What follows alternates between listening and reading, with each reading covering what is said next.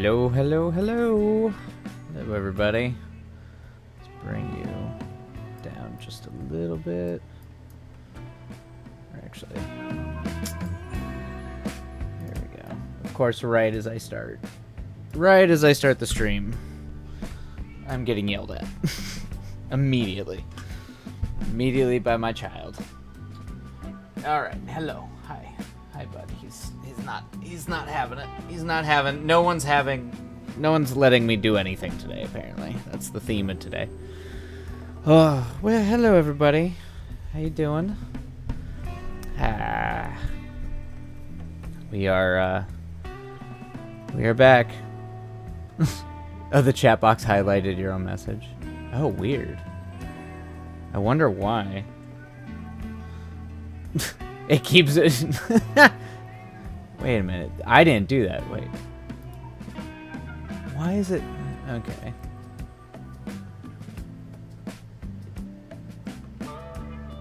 I'm gonna stop pretending like I know what I'm doing, because we all know when I start clicking, it keeps telling me I'm a moderator.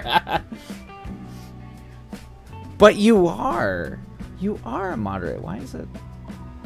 I like how I see chat in like duplicates right now. Good lord. Good lord, everybody. It's been a day. It has been a day. It's been a couple days, so this is a word to the wise. If you're gonna go into the arts where you want to try to have like schedule anything in your life, don't do freelance work. Like, go work at the post office or something where your hours are set. Because sometimes you end up wasting an entire day. Oh my god, buddy! I don't know if you can see him. He's doing his thing. I'm getting smacked. Hi, bud. I'm doing what? I know. It's like he shakes my hand. I know. I see you. He's got my hand right now. He will not let it go. Yeah, I know, bud. Just settle. You can settle right here at my feet. You don't need me. You're fine. They've been fed, but they don't care. It's not enough. It's never enough for them. You just figured out why. I turned on the highlight. Oh. So it just auto highlights.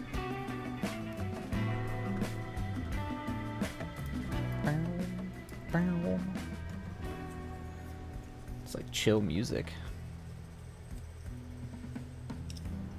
Yeah, no, he's mad. He might come back. I mean, he's not want to leave me alone. He's even like back looking me, giving me the sort of like look back, like I have betrayed all 13 years, 14 years I've been with him and caring for him and spoiling the shit out of him, that I have just ruined all of that.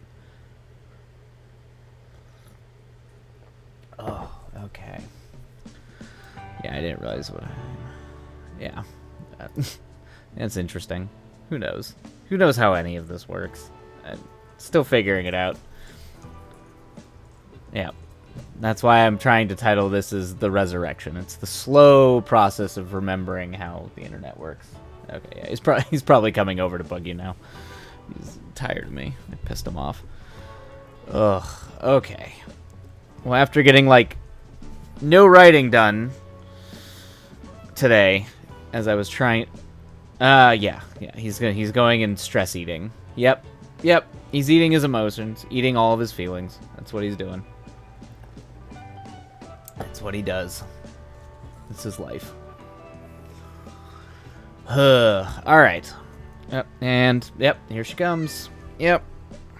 You gonna lay down? You can lay down in my lap, but Jesus. Ugh. Let's get everybody settled so we can. Okay. All right. So we can all just.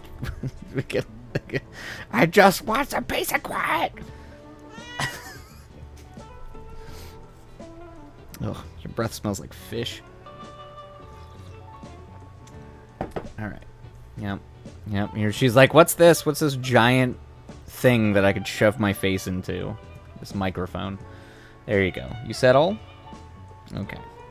Here we go. And now she has settled. Okay, but please don't put your tail in my tea. Thank you very much. Because you usually have poop on your tail. You don't blame her for. Oh yes, yes, yeah. See, she's like every other princess out in there. She's like that's why she's a princess. She likes glowing and shining things. She's a trash princess because she also smells like trash. Peek the mic there. Alright, there we go. There we go. Okay, anyway, so. Wow, man, okay. Apparently I'm just spiking the mic. No, you're a princess. She's a trash princess. I mean, yeah. I wouldn't give you the trash. God damn it. Alright. Maybe I need to back the mic off or I'll lower it in OBS. I keep spiking it.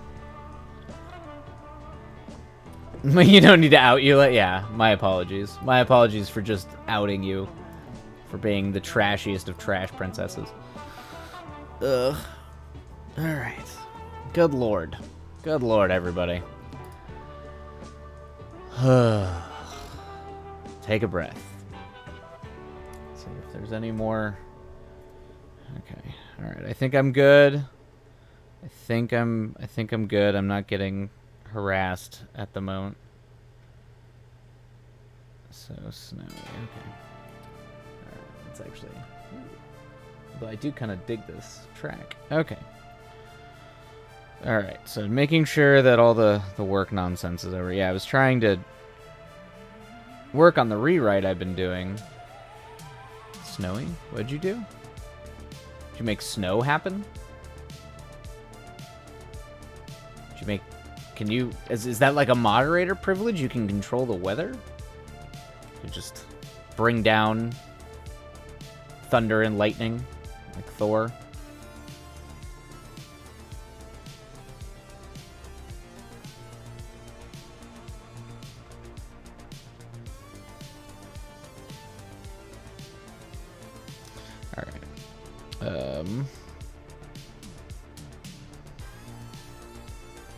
Man.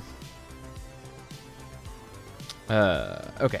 So, because there was, like, no writing, originally I've also just exhausted having to do nothing but fucking scheduling all day. For shit that I shouldn't even have to worry about till next week. But that's what you do. That's being a freelancer. Being a freelancer. No, I have a better TTV. Oh. Oh, cool. Okay. Oh, that's pretty cute. That's cute. That's a cool thing. That's a nifty. Oh, and back the shmoo has come. Okay. Okay. All right. Well, I think what we're gonna do today. The plan today is, and I think I'm pretty sure I put it in the stream thing. Yeah, short film beat board. Okay, so the focus of the resurrected stream is going to be not just writing screenplays, but things that I plan on producing that we can follow the process live on stream. So, I've been pulled in so many different directions over the last, 36 hours that I just don't have the energy to go through and try to work on that feature because there's a lot of nuance to that feature. So, we're going to work on a short film today.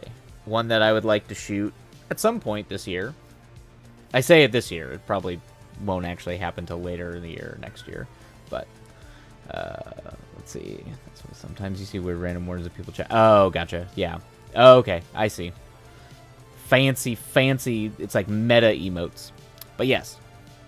So yeah, so we're gonna work on a short film. I had a concept for it. I've got all my general just doodly film ideas. And this one was one. It's a pretty simple premise. Try to keep it around at most 15 pages. Like at most. Usually with a short film, you want to keep it you want to keep these things short, unless they're a part of like a larger thing, like a like an anthology piece where you can get away with doing like 25, 30-minute, but short films are usually proof of concept, show that you can tell a compelling story, has usually got room for like one generally interesting, unique twist, it's whatever you're trying to achieve.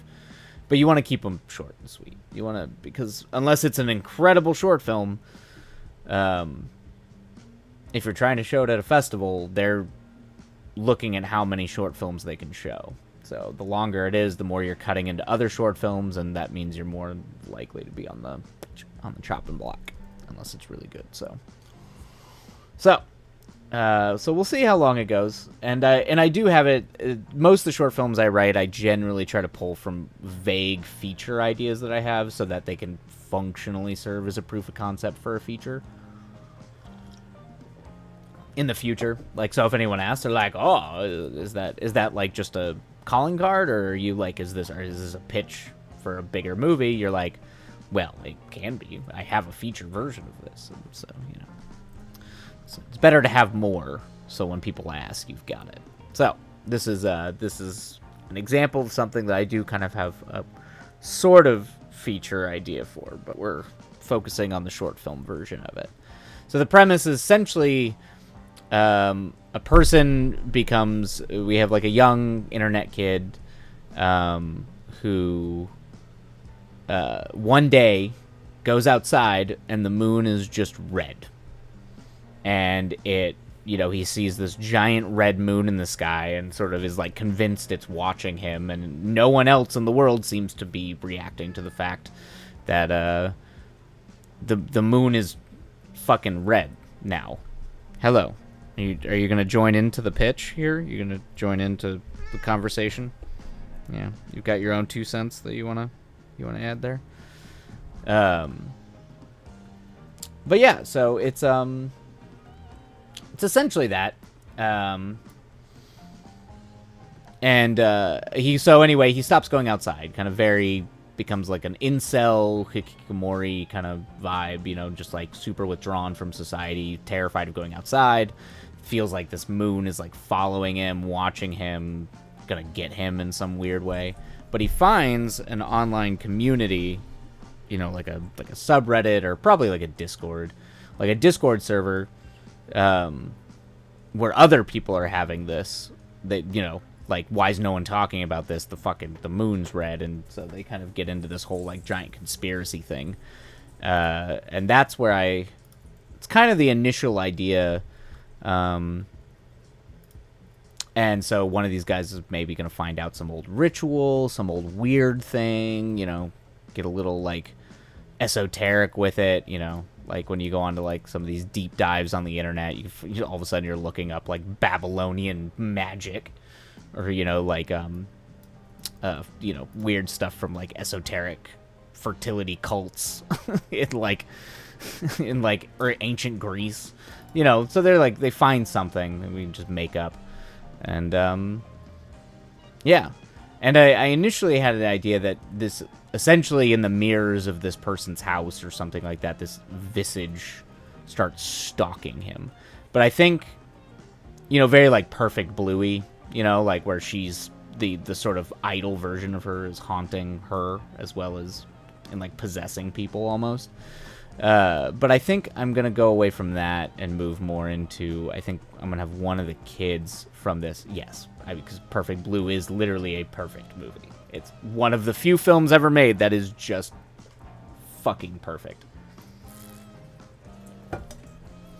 But I think I'm going to go more with, we'll see. There, you can do some fun effect things. If it feels like it fits into the flow of the story, maybe it'll work, but we'll kind of linger into, I think I'm going to have someone from the Discord like vanish, and then have one of the people kind of like look up and find out that this person, like, they think it's this person, and there's like a news report about them being dead, and they start getting paranoid, and it all builds into the end, which I kind of want to be like kind of trippy and psychedelic and weird. There's a part of me that wants to go real crazy with it and have them like open the door and it's just the moon, and he can like step out and he's like on the moon, like it's teleporting him there or something real weird, or like through the bathroom mirror, just something trippy and crazy in a horror movie there.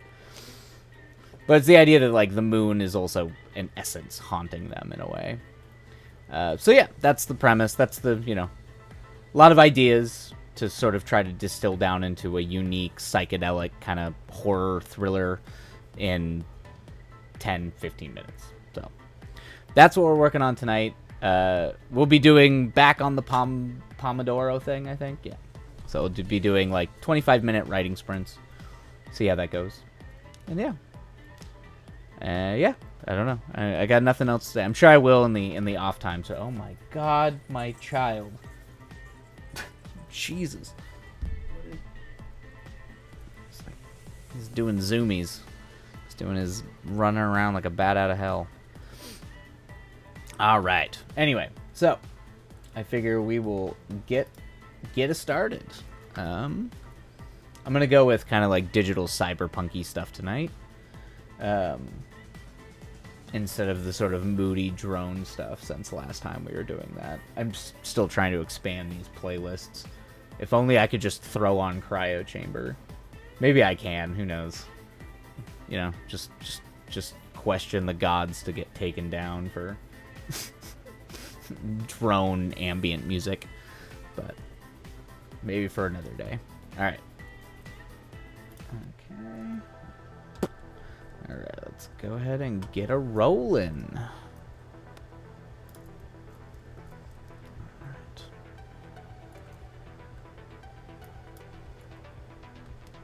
Alright.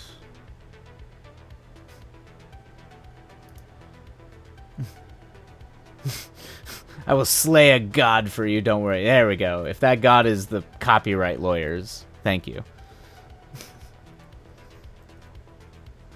All right, cool. Actually, I'll probably move this over here for now. There we go. All right, and we'll go ahead and get started on the Pomodoro.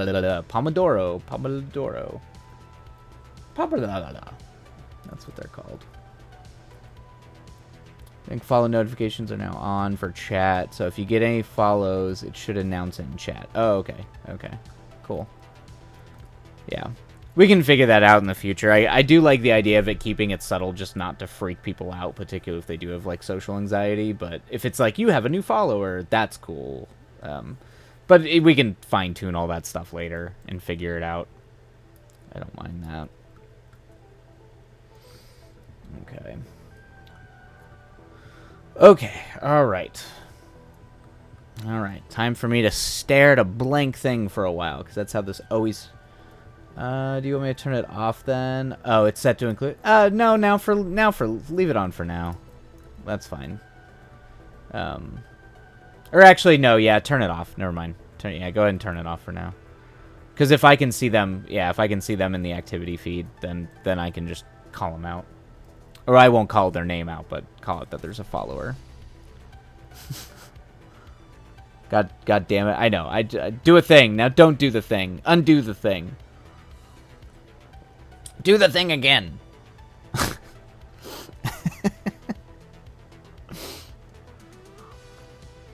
Make up my mind for me. Okay, go ahead. Okay, go ahead and test it. Thanks for the follow, Moobot test. Okay. Oh, I'm assuming, okay, so the app move, yeah, it does include, yep. Okay. I don't know, maybe I'm being hyper, but I understand that. Like, I think if I followed a person and it showed up in the chat, I'd panic. So I do, a part of me does not want to inflict that on other people. If they care. I'm sure most of them don't. But for the ones that do. Like me. Okay. Alright. We are, we're gonna get a rollin' here. So, beat boards, which usually involve me just sitting here, staring at nothing, coming up with ideas. Alright? Alright, everybody. Music's going up, Pomodoro's going on, and we're going to it. It's work time. If you're working on stuff, feel free to work on it and shout out whatever you're doing. If you want to talk about what you're working on. I'll see if I can custom ones. Oh. Yeah, that's for future stuff. All right, focus time, everybody. And away we go.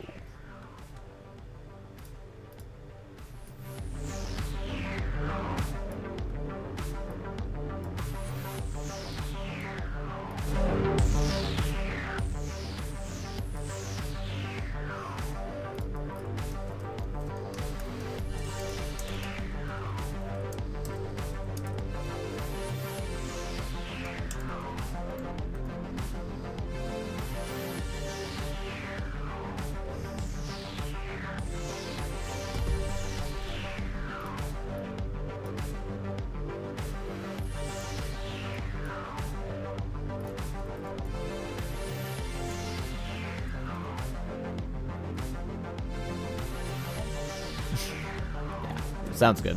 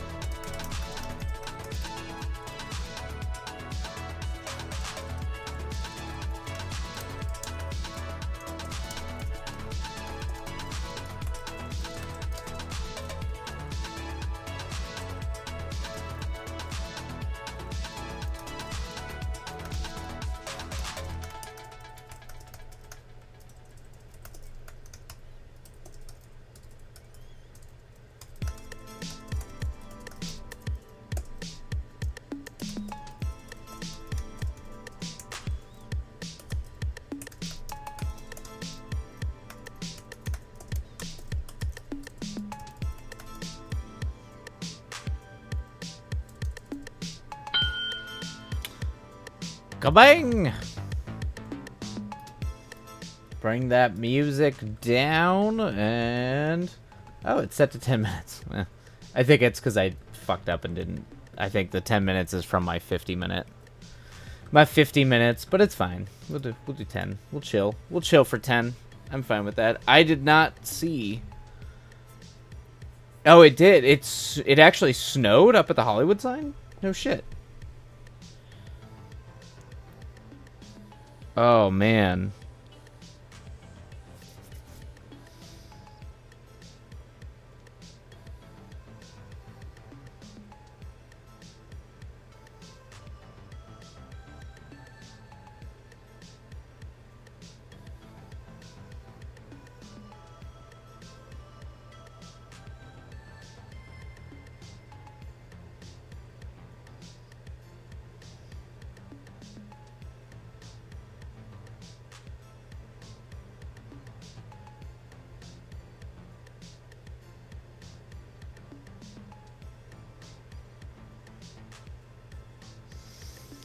Here. Only a little. LA County opposite as the first blizzard warning. Holy shit. For San Gabriel? Oh, man. Jesus, man. Talk about crazy weather. It was like frost falling with the rain. Yeah, okay. I mean, we used to get that in Arizona sometimes, and it gets super cold. Since 1989. Let me check. So of course, I'm getting more work shit while I'm trying to write because these people won't leave me the fuck alone. I can never be alone. Ever. Can't. This is what they don't tell you when you work freelance. You think you're getting paid, like real getting paid, but what you're really getting paid is for the fact that your days off are never your days off because you have to deal with bullshit like this. You just end up spending the whole day worrying about scheduling. Yeah, nope. It was mine. It was mine blowing up about all kinds of shit.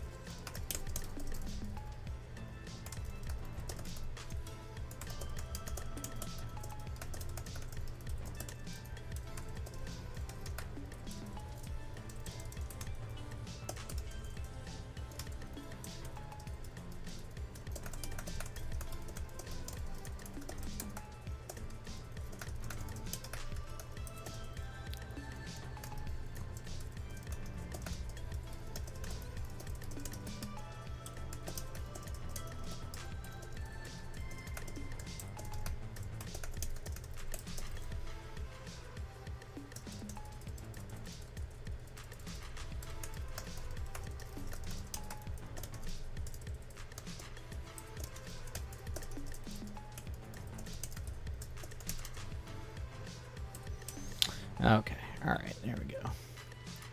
Well, at least if anything good comes out of this, I should have a complete free day in Chicago, which is nice.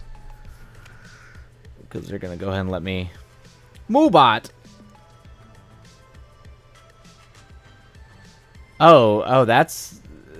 Why do you want that statistic? Has been watching the stream for roughly 1 day and 17 hours since 2/15/2022. Holy shit.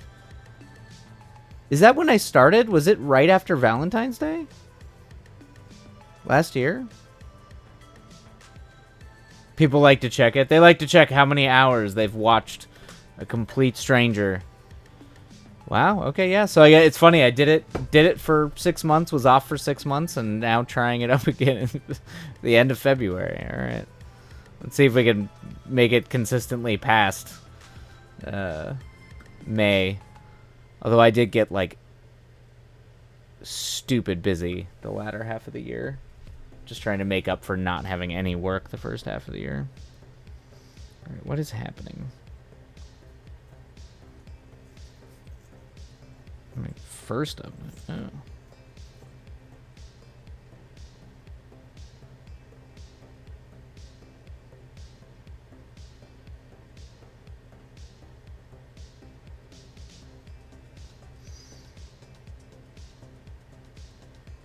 What's this? Okay. Alright. It's like there's no end.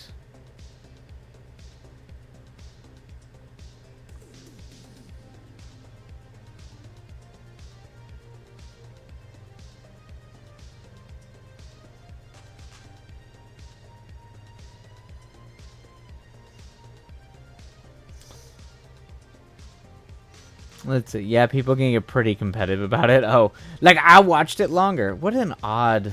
I mean, I guess I get it. I guess I get it.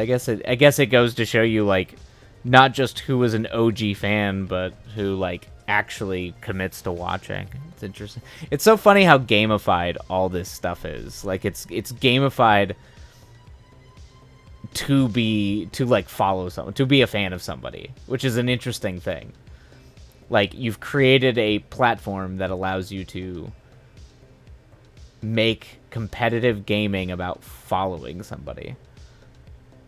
Or being a fan of someone. It's interesting. It's a weird world. I'm not going to pretend, even though I'm exploiting it and I'm on it, it still feels like a weird world.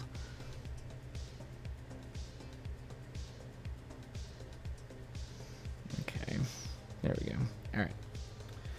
Ba-bam. Oh, yes. Look at that. I am very glad that the seppuku doesn't. It still works. It still. Yes.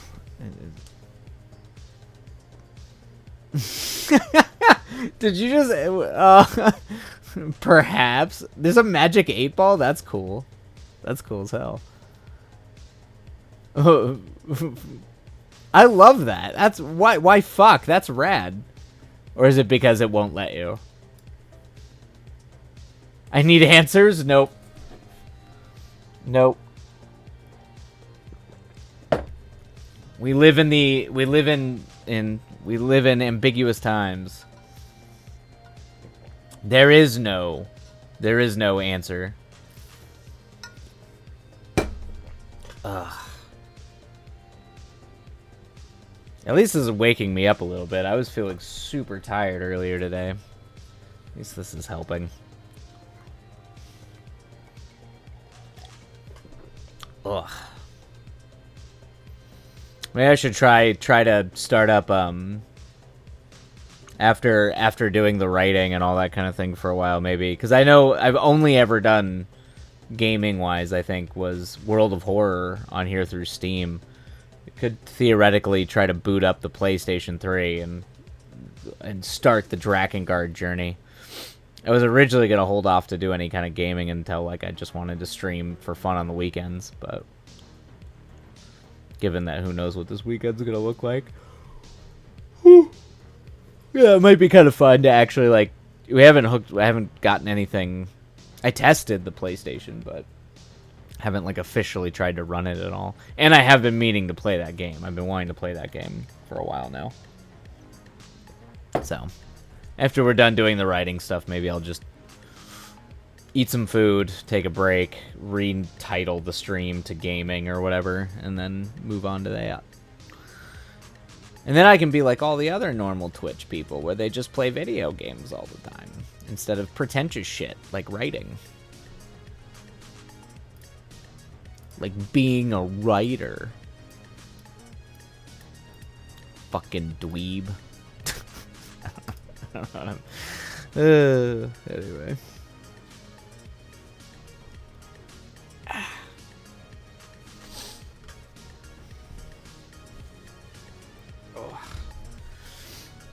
Should bring up something on the Google thing to look up during these breaks, because I have a feeling chat's gonna be pretty chill for this evening, unless we suddenly get a bunch of people coming in here being like, "What the fuck are you writing?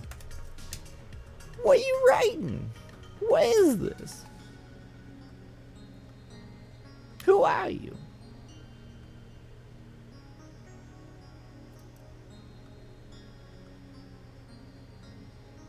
Just looking at like the random front page of YouTube is really weird. I'm so used to it from when I'm like logged in on my own thing, but it is really bizarre seeing what just the generic front page brings up. Ooh. Oh, butts. Oh. Well, Wheela, I love you, Moobot. I love you, Moobot. I don't care if you can't know love. I still love you. That reminds me of a quote from an Alex Cox movie from, I think it's called Straight to Hell. Yeah. I remember that vividly, where the guy like falls in love with like it's a Wild West punk rock gunsling movie, but he like falls in love and has like this affair with one of the girls in it, and like he runs up to try to take her away before the big shootout, and she just walks out with a machine gun and just blows him away, and he's like dying on the ground. He's just like, I thought you loved me. And she goes, I don't know what love is. It's great. It's a great moment. Oh, it's just to see how much it loves you. Oh, I got it. Use the command and pick a target, and it gives you a percentage. That's the default for bots. Oh. I don't know what love... I mean, it's a great response to, like, just nuke a love story, which is pretty great. All right. All right. It looks like we're back at it. Back at do the right bullshit. Aw. Please. Aw, cute. All right. Aw, yeah, damn right. There fucking better be. Anyway. All right. All right, everybody. Let's see. What is... Good. Oh, that is amazing that that's what it says. That is fucking wild. That's what yours is supposed to say? That's funny. Oh, that... I love that it's Dear Leader. I do appreciate that. If I could do my best, like, Kim Jong-un impression for that. Or, like, the announcer, like, all the radio announcers that you would hear about the Dear Leader. Oh, I got it. Okay. Yeah. No, that's fucking great. I love that. I love that. That's fantastic. All right. All right, back at it. Back at it. Time to get to work. Back to work! Alright. Why'd it go dark like that? What's going on with you?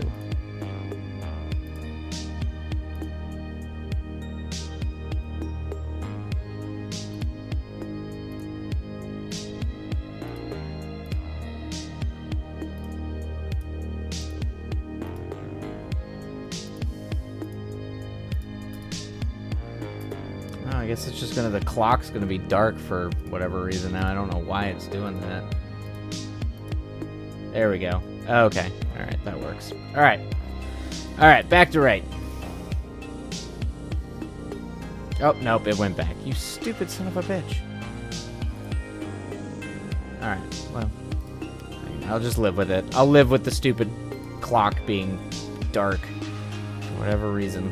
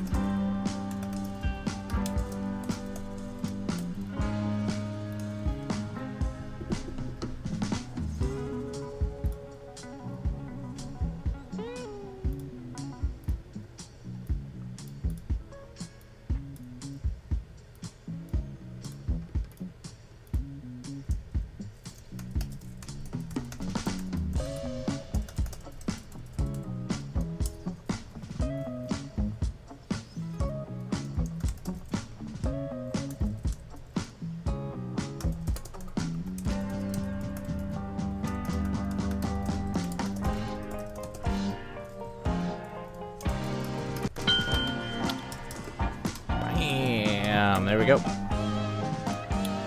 Boo! Hello, Ghosty. Ghostly. How are you? Oh, where did my thing go? No worries. Do not apologize. It's fine. It's a thing I do just in case people want to write alongside. Just kind of throwing something on in the background. So I do these little writing sprints. But we are on a break. Bam! Good. Good.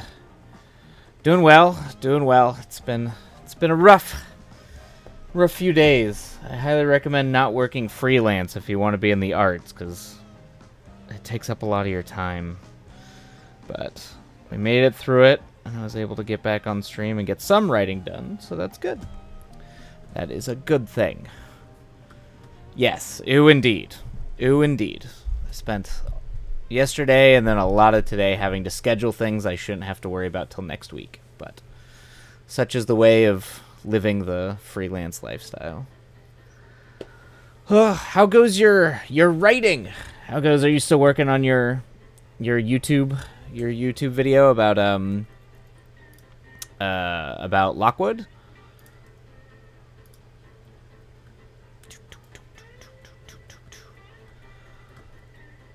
Oh, what I freelance for? Yeah, it's so I do like corporate research documentaries and advertisements. So I lots of times they'll send me to a place and I will go film it.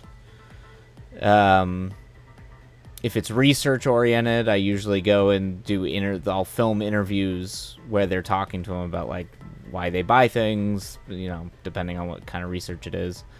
In other cases, it's for like promo material, so like advertisements. So an example is before COVID, North Face, the outdoor clothing company, sent me to China. So I was like traveling around China, filming people hiking and what the kind of things you do with North Face clothing, and then they would go use that for promo materials, stuff like that.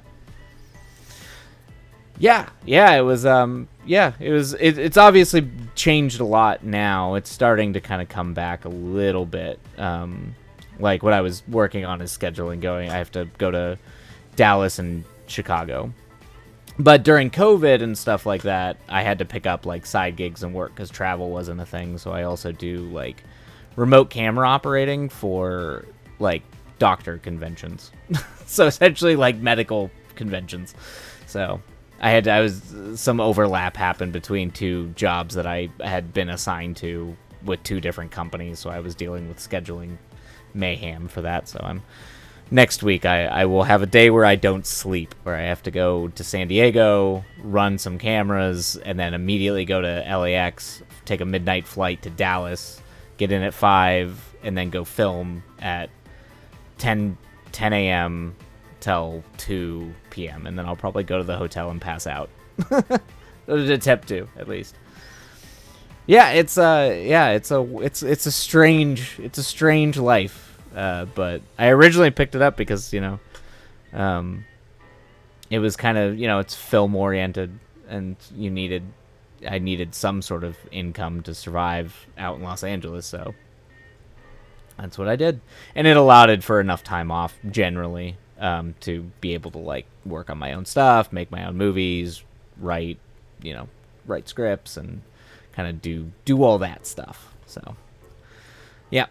What do we got here? I actually finished that. You finished it the last night you streamed. Awesome. I finished recording it yesterday. Oh, and editing it. Man, you were moving fast. You're well done. You're going. Man. Not wasting a second. Good job. That is where is that stamina? I guess that's why, was it like vampires exist? I guess siphon the energy of the youth, because I usually just spend most of my days trying to take a nap.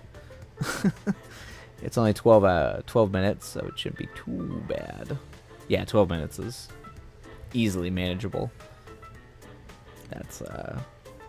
That's cool. So what's next? What's the next project for you? It's the next big thing you're gonna work on.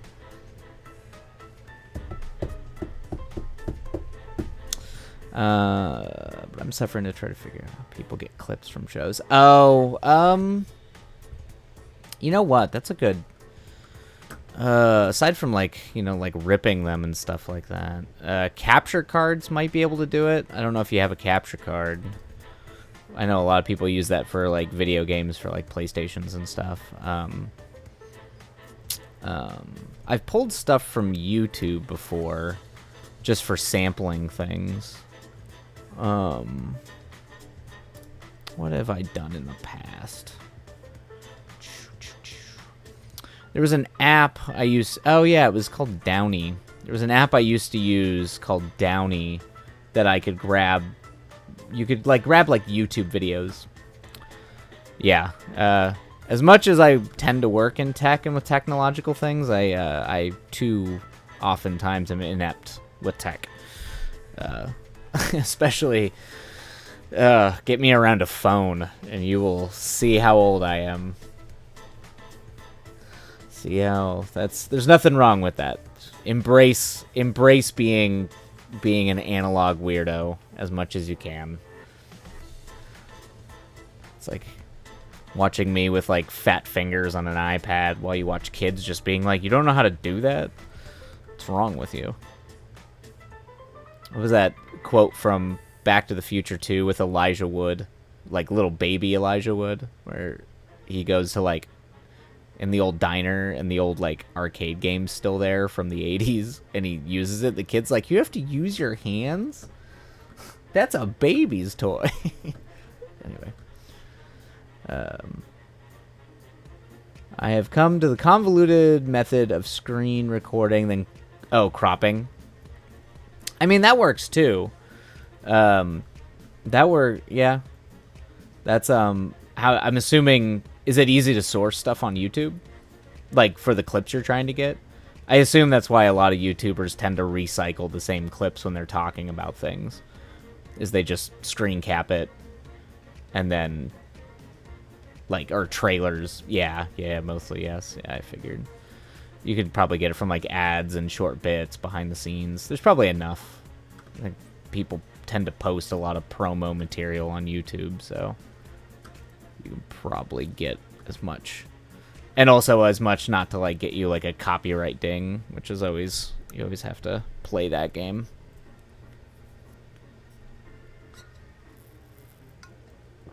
Well, that is cool. I'm excited to see it. I mean, it sounds like you've already got it. Man, you've got it.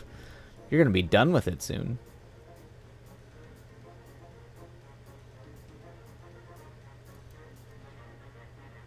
Yeah, that's and they have a bunch of built-in things about they have a bunch of built-in things so you can't even like screen sharing or like anything. It'll just give you a black screen. It's nuts. It is. It's difficult, really difficult. Oh, thank you, Apersoria. Awesome, perfect. That always the wizard. Always the wizard, figuring out how to do things for me. Hopefully done.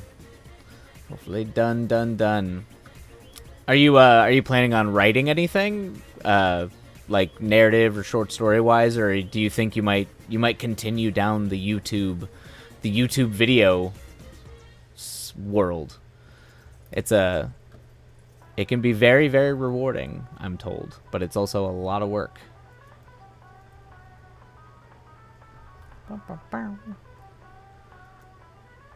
Oh man, a novel, yeah. You've been working on a novel for 1.5 years. Oh man. Okay. Well, I'm excited to hear about that, because that's 1.5 years into a novel. That sounds like a blast. Also sounds like it could be like an emotional roller coaster, in all honesty. But at least from the creator, from creating. Oh. All right, as we wind down here. So we're working on a different thing just to get everybody up to speed. We're doing a short film today because I had to deal with so much nonsense today. I just didn't have the energy to go back and work on the feature. So we are working on a spooky short horror film. That's what we're working on right now. Currently on the send draft of the Ungodly. Holy God. Whew. 160,000 words of blood, sweat. Oh, man. Okay. Okay. Well, when we come back from this latest writing sprint, if you're still here, I'm gonna poke you about it. We're gonna definitely dig into that, because that sounds like you are a George R. R. Martin. You are writing a mammoth book. All right, here we go, folks. Back at it.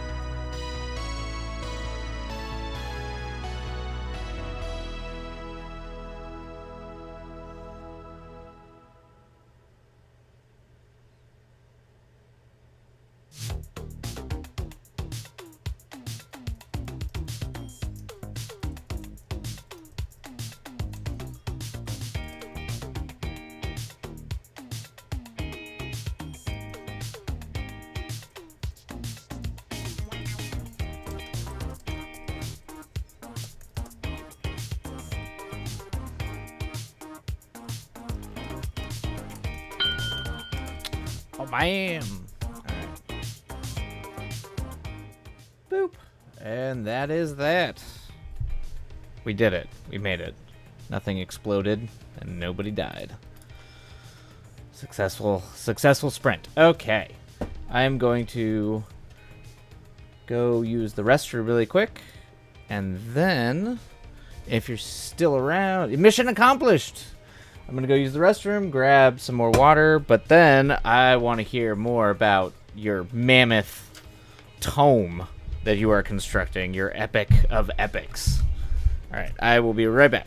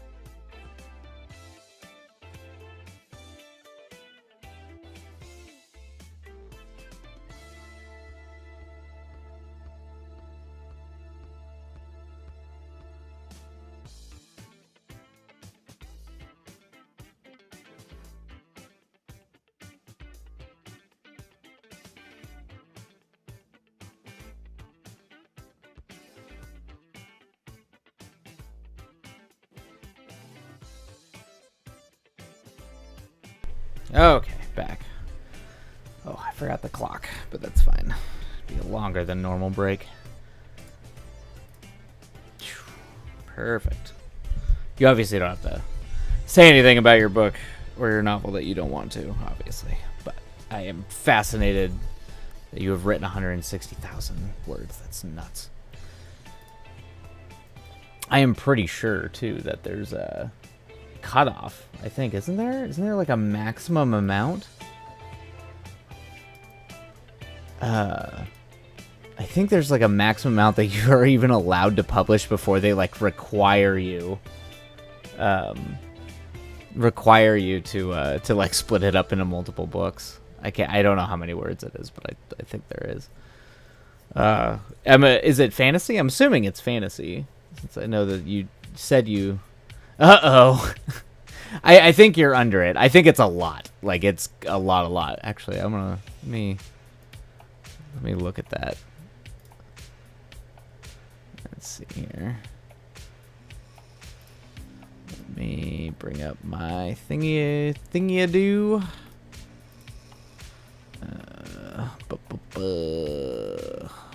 Alright, I was looking up furnaces.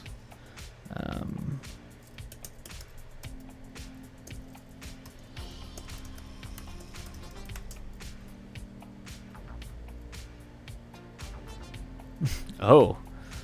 Oh, for some reason I thought it was higher than that. Yes, it is a fantasy. Awesome. Well, what would be your pitch for it? Your just like sentence blurb. If you've got one, just sort of like the general the elevator room as they call it in film, the elevator pitch.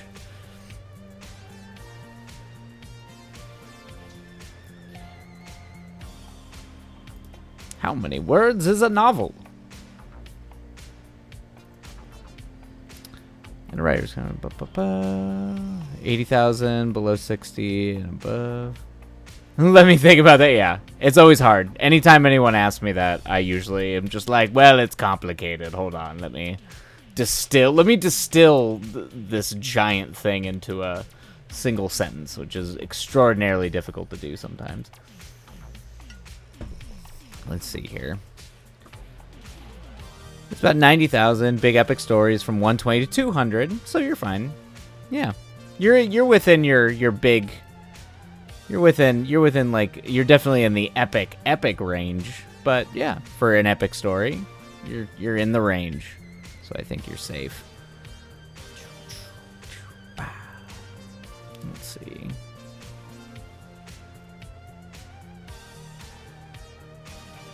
It's interesting how they break all these down. These are probably also, like, it's better to look at these as rules. Now, science fiction fantasy, 120 to 150. That checks out, yeah. I figure. I wonder how many words. I'm reading this terrible vampire novel. Well, it's not terrible, but it's definitely, like, a vampire novel, which means there's a lot of angst. A lot of angst and horniness and blood, because it's an angsty vampire novel. Testing things in the Discord for a bit. Okay, alright. No worries. Thank you, sir. Apresoria, doing cool programming stuff. But the vampire book I'm reading right now is called Empire of the Vampire, which I hate that title. It's the worst title imaginable for me. Empire of the Vampire does not. It just doesn't work. I don't know. It doesn't work for me. But it's an amusing, very, very, very amusing. It would have probably been my favorite book if I was still like 16 and in high school. But if I'm not giving the serious answer, a crack-headed witch ties an alleged murder to a barkeep.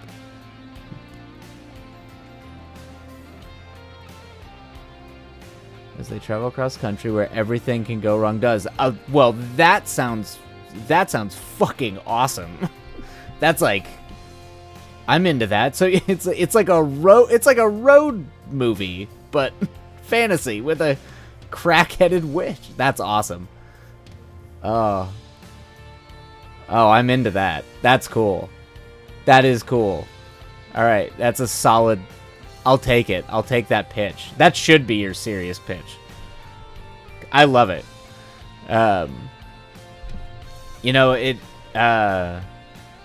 One of the more recent films that I really, really enjoyed, Bones and All, because that's kind of like a road movie, pulls a little bit from like Badlands, but it's kind of very much like young love, but that's also like they're murdering people sometimes, but it has to do with, but they're cannibals. It's very good. That's like the best I can. Yeah, it's good. I don't know. It's like it's kind of my jam. It like mixes. It mixes. It's got its earnest moments, but it also its crack-headed witch moments. Yeah, great. Yeah, as you don't have a crack-headed witch without having crack-headed witch moments. That you're like signing up for that. You would expect that. And honestly, probably the more crack-headed witch it can be, it should be. But yeah, I love that. There was what's that old?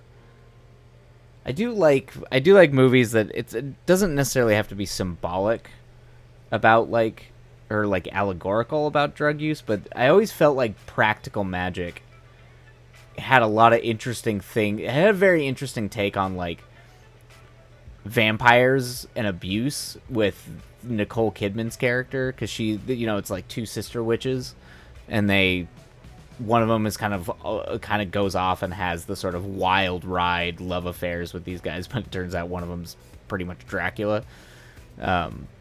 And like the sister has to go save her from it, essentially. Like it's very like clearly you could tie that to being like going and saving someone from like a drug or abusive relationship or something like that. But I always kind of like those. I like mixing those real world elements that can be like deeply affecting emotionally, but also lean into the fantasy, like lean into the genre elements a lot. That's cool. I enjoy cross country, everything. Yeah, I think that's a worthy premise to go 160,000 words with. A big fan of that.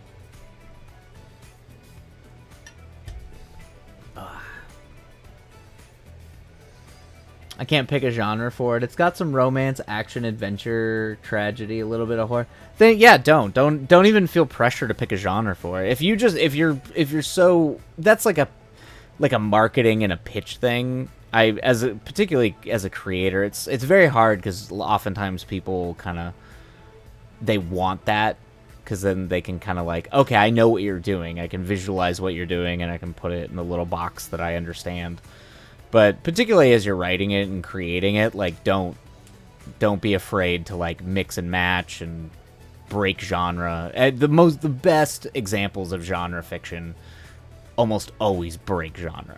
They're always like, it's always like when you really look at it, you could probably argue that it's like a bunch of different genres. It's the most interesting stuff. So I think you're on the right track. I wouldn't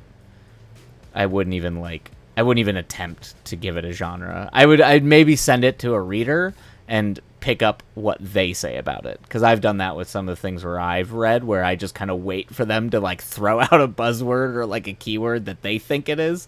I'm like, perfect, and then that's how I usually pitch it. Because sometimes I'm like, I don't know, is it a drama? Is it a horror? Is it a poetic think piece? I don't know, So yeah, I dig it. And since you're functionally writing a fantasy road movie too, that's kind of what a road movie or a road story is supposed to be. Some of the best road stories out there, all the way back to, like Dharma Bums and all that. Every time I'm like, yeah, this is a romance, I remember the random splashes of magical body horror and have to rethink all my life choices. Yeah, no. Don't really think anything. Don't rethink any of that at all. Go full Cronenberg with it.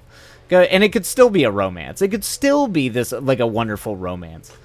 I'm just dealing with that now. I wrote a screenplay, just recently finished a screenplay for a cyberpunk rom-com, and it's very interesting to hear back. Like, I definitely structured it to try to be a very like earnest rom-com, but also like say all the things that I wanted to say about rom-coms.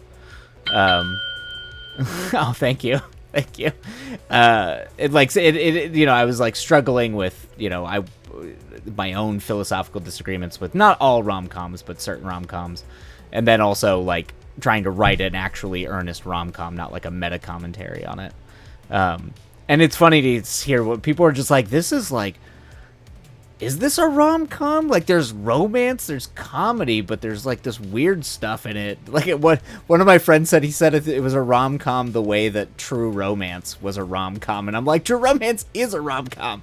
That's a Quentin Tarantino rom-com. That's what it is. So anyway, yeah. Embrace your own, particularly if you're worried about being too eccentric or too like eclectic. Like, just embrace it, man. That's you. And that's honestly like that's what people want to read. They want to read, when they want to read something, they want to read a voice and something unique and interesting. And the ones who don't, who just want to read the same old, will eventually follow the people that do want to read that kind of stuff. So it will find its audience. That's the key. The key is not making it for everybody. The key is finding your audience. Once you find your audience, you're good to go. No matter how big or small that is. So, Huh. All right. Well, I'm feeling inspired because now your premise has inspired me to go for it. Go big or go home, as they say. Good. I'm glad. Always good when you can talk up. You know, be a cheerleader. It's not easy to be a create and write. It's never easy. It's bleeding on a page, man. So, it's a genuinely cool idea, and lean into it. It's rad as hell. All right. Oh, next writing sprint. Here we go. Stretch. Do the things that you're supposed to do to keep your body not turning into a vampire. All right. Let's do it.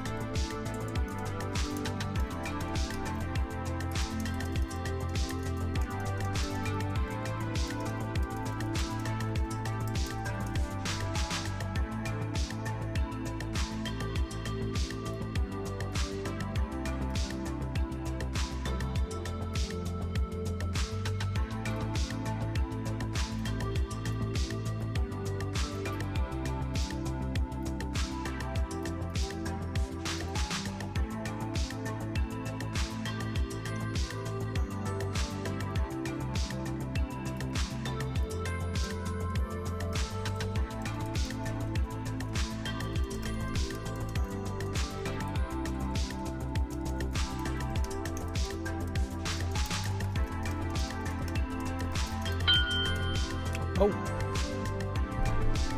Oh, man. That went by a lot faster than I thought. Boom. We did it. Yeah, so now the fourth break is always the long one. So 25-minute break. Bam. Oh, all right. Yeah, I was trying to get it set up. Definitely. Sometimes it takes like 3 or 4 of those writing sprints for me to kind of feel like I'm getting in a flow. So I think I was starting to kind of feel it, start to see the narrative a little bit, which is good. It's kind of what I'm going for, is once I can kind of see where it's going, see the basic building blocks and the flow, the pacing of it, then I'll probably just go to pages after that. Especially since I want to keep this to be like a 15-minute, probably short films, 10-15 minutes. You've never done a writing sprint? Yeah. Oh, yeah. Really? It helps. It really does help sometimes. When I'm not on stream, when I'm writing at home, I'll set it up, but I usually do it in like 50-minute. I'll do like 50 minutes, 10 minutes, 50 minutes, 10 minutes. But it helped. It kind of forces you to just focus. Like, you stop caring. Sometimes good stuff comes out of it, so that was good. Was it a roll for you too? That was crazy. It seems like you just kind of went on a roll, so that's fantastic. Getting into all right. I get distracted. Yeah, it's that's kind of why I started doing it. So particularly when I'm getting like emails and notifications, I try to shut everything off. I think it was I always like Neil Gaiman's, like, his like writing process. It's because it's very fluid. You know, it's not like some of these crazy ones you hear about where people are like, I get up at 3 a.m. and I write and then go run for 5 miles and then go write for like 8 hours or something like that. But I think he said that he goes down to like he goes to a whole separate room. I think it's like where he lives, like a gazebo by a garden, but like anywhere where he doesn't have a phone, it's like there's no distractions. And he's like, and I don't have to write. I just sit there.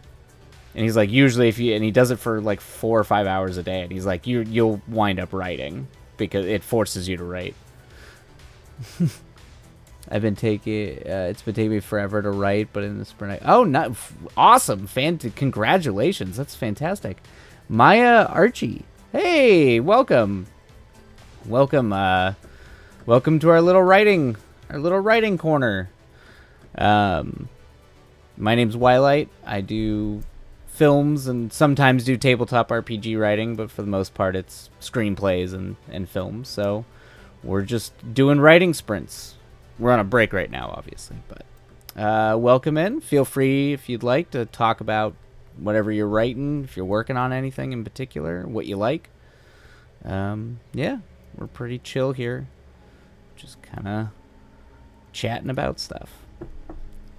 But yeah, Ghost, I'm very glad. I'm glad that worked for you. It's it won't always be good for like a good lot of words, but it's a lot of words, and sometimes you got to get a lot of words out, and then there's good stuff. All right. Ugh. The problem that I have is that it's so easy for me to overflow things where it's almost like you want to cram too much into this, and you have to remember that this is only going to be like 12 to 17 pages. You know, you want to keep your short film short. So it definitely has a habit of becoming far too big. Too many ideas to be able to. Anyway, I'll take it. It was a short story I'm probably never going to revisit, but that was, oh, cool. Awesome. Yeah, that's there was a period where I signed up for like a free writing thing with the story. Too many ideas, what a problem. Yeah. Hey, don't worry. There are plenty of days where there's no ideas. Like nothing's coming. It's just blank sadness. But Particularly, sometimes I have noticed, particularly in my like broader features, yeah, I can cram a lot in there. It's like the movie Everything Everywhere All at Once, where you just feel like you suddenly got to cram everything into a movie because you might never be able to make another movie again. That's how the directors, the guys who wrote and directed it, described writing that, and I was like, I sympathize with that, because you do feel like, you know, you've got like one shot, because it's an expensive endeavor, but yep. So it's but yeah, sometimes I do. They're like, you got too much stuff going on in this script. You need to slow down. Because sometimes it's better to like actually take time and develop, you know, actually try to develop what's happening and like dig deep into things. Oh, nice. Oh, playing Apex, no worries. I can't imagine filming it. Yes, it's you have to be insane to want to do it. That's for sure. It lacks the sort of like sense of auteurness that you feel like sometimes as like a sole creator, like as a writer, like when you're writing a novel and it's mostly, you know, you and your editor, but it's mostly you. With film, it's like there's the writing element, the trying to design it, make it a whole thing, and then marshaling the troops, and then it's like directing is so much more just like being a lens and trying to get the right things through that lens. You're not even like the source of the creativity sometimes. You're just trying to get all the cool creative people to like see the same thing or go to the same place. You're kind of like the funnel. It's just so much weirdness. And for something that's so technical and creative, it could lead to a lot of insane things. I'm currently working on the third draft of my book. Awesome. That's third draft. Well done. Feel free if you want to talk about it. I'd love to hear about what it's about, like what you're writing, if it's fantasy, horror, fiction, nonfiction. But obviously, you know, no pressure to share. It's third draft of a book. I struggle with drafts of screenplays, so I can only imagine what doing like multiple drafts of a full novel. Screenplay is usually only about like 30,000 words at most. I started a play a while back, and that was too much for me. I can't. What the play was? Plays are difficult. I did plays in college or in high school, not college. I was mostly acting. Oh, nice! Isekai fantasy, very cool. Yep. Oh, there was a light novel isekai. I was trying to find translation. I think it was what was it called? It was Grimdark, A Fantasy in Ash. I was trying to get the books of that because the show it only aired like 12 episodes for the anime, and I thought the world was compelling. Yeah, Grimgar. Yeah. I was really into. I thought the world was cool and the concept was pretty neat, so I never got to read those books, but I wanted to check them out. A while back, yeah, writing for film, but yeah, that's like the Oh, nice, very cool. You love Grimoire, yeah. I thought it was a really, for like a genre that's had a lot happen in it, a lot of different types. I thought Grimgar was really, it was a cool take. It's a very good take. Takes the cake. Okay, I'm not too familiar with that one. Yeah. But no, playwriting is really difficult because it's so much. There's some really great literature in plays. One of my favorites is Our Town, but it's also it's just a hard stylistic thing to wrap your head around, where you're like, it's all dialogue. It's so much dialogue with very, very like brief insertions of like stage direction, who enters, who leaves, and kind of how things are positioned on the stage. But you never really know how much you're supposed to say and not say, because, you know, the director of the play is supposed to have some say in that, or how it's going to work. But yeah, plays are rough. I feel like screenplays are easier for me for plays. I come from film. I've always done film, so it's always maybe it's just easier. You like kind of can describe the shots or visually what you're seeing in your head, and try to like capture the flow. But yeah, I think I've maybe tried to write one play once, and I will never show it to anybody because it was terrible. Mushoku Tensei. I'm gonna add that to my list of stuff to check out. Because isekai can be pretty hit or miss for me, but if it's in that kind of vein and does some interesting stuff with it, I'm pretty into that. Cool. Okay. Ba-bam. I will check that out. See, dialogue is... Oh, okay, dialogue is a speciality, but pacing in theater... Yes, it is. Because there's a... Because, yeah, you have to be really, really cautious with cadence. How, like... You know, it's almost like... That all probably comes from Shakespeare. But, you know, there's a sort of... Not just lyric sets to it, but there's, like, a pacing... And, yeah, and a sort of, like, way you have to make it work. Unless you're talking about, like, crazy... Like, almost like monologue plays, which are really interesting. Like Spalding Gray stuff. You film people scare me. I have no idea how the crap you can do it all. We don't do it all. Like it's definitely a collaborative endeavor. It's definitely, there's some of us that can do more than others, and you know, there's no real. Usually, the people that can do more than others are just miserable, terrible, angry people. So it's not necessarily better. It doesn't necessarily mean that they're better or they make better things, but yeah, it's hard. I try to. That'll be one thing I'd be curious to see if I can pull off what I want to do with this stream, where taking these things from concept to script to pre-production, show you a little bit of production, like actually live stream production. No sound, because you can't. It's too much. But like live stream how it works, and almost do like live stream diaries, so you can see how miserable you are in the middle. Yeah, I like to think it'd be cool.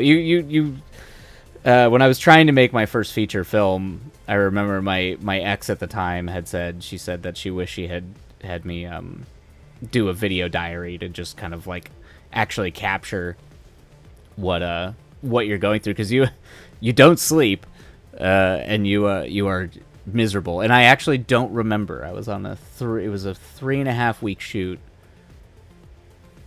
Yeah, 4-week shoot. I don't think I slept very much, and I actually don't remember large swaths of that time. Like, it's a blackout. I don't remember. You get so wrapped up in doing it. It's a weird experience. It's surreal, it's fulfilling, but it's also like it can break you in a lot of ways. Mushoku Tensei is the granddaddy of isekai. Oh, gotcha. Okay, it said all the tropes we know, but did them all better. Yeah, I mean that's usually the ones that the groundbreakers are the ones that kind of do it. Just a warning: Mushoku Tensei is a bit on it. Okay, I mean it's anime. That happens. That's Mushoku Tensei, and that was it like what broke the ground in like modern isekai? Because I guess was it before Escaflowne? I guess Escaflowne is kind of... It's not... It was a different era, for sure. But it's kind of, sort of, an isekai in a way. It functions in a way, going to, like, a fantasy world. Oh, interesting. It deals with a Japanese NEET. Which is funny, because I'm literally writing a short horror movie about, essentially, a hikikomori kind of styled person. A person who lives inside, doesn't go outside. I would truly love something to do something in film, whether it be acting, set prop design, down the pipeline, writing. It's just yes, it is. That's the perfect way to describe it. It is everything. It's all things, and sometimes like you. It's interesting. There's a great quote by John Carpenter about particularly like directors or like writer directors, like people like me that do that kind of stuff, where he says you get, when a movie's good, you get too much of the credit. When it's bad, you get too much of the blame. And there's a lot of truth to that because some of my best friends that I grew up with all do like set and prop design. They started out doing like jewelry and like kind of, go to like anime cons and comic book conventions selling their jewelry and stuff, but eventually transitioned into doing like props, like monster props, and all that kind of stuff. And that stuff can make or break a movie. Like if it's done well, if it's stylistically works with the narrative. Yeah. I mean, she's one of my favorite people in the world. Yeah, we're still very close best friends, so I love her to death. And she's supremely talented. But it is a zeitgeist. It's everything. it's like almost all me. I'd say the only art form that probably channels more mediums into it is maybe video games. Probably video games, because there's a whole other dimension there that you have to tackle. But it's film is up there. It takes a lot, from visual aesthetics to narrative cohesion to what makes. And I'm a medium guy. Like, I'm obsessed with how how art or stories are told through different mediums. So I'm very much on the side that, like, I don't necessarily think books adapted into movies should be like the book, because the medium's different, so it serves a different purpose. It functions differently. Same thing with like comic books, or it can go back and forth. But it's always the power of a score, music, or the power of no score, which that can completely change a film. If you want to look at some fantastic use of score or silence, Scorsese doing like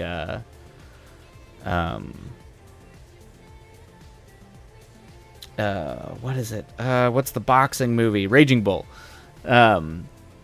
His use of silence in that, or like even like some of the filmmakers out there who didn't use a lot of music, sometimes that it can make it more impactful, or just the sounds that take place in the world. But then obviously, you have your movies that